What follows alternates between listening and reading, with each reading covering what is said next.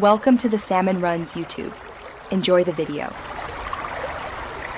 In this video, I will explain how to use a JSON file for income tax return.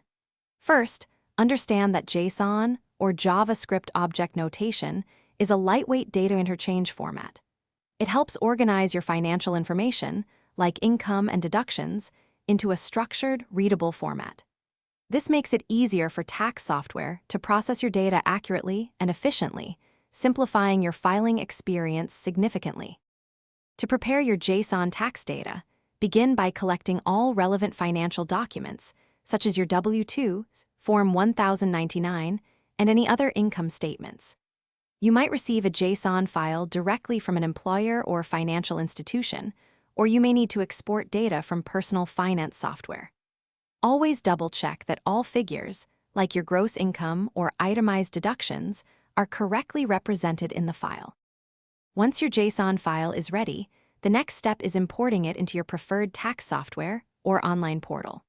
Look for an Import Data or Upload File option, typically found early in the filing process.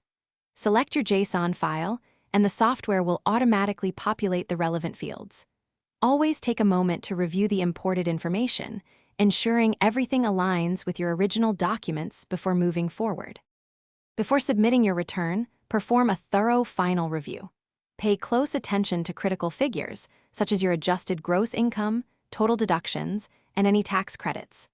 Ensure all personal information is correct.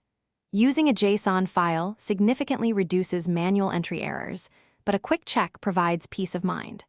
Remember to check the description below for a link to those fantastic leak-proof meal prep containers and other great deals. This final verification step is crucial for a smooth and accurate tax filing experience. Thanks for watching. Consider subscribing if we helped you.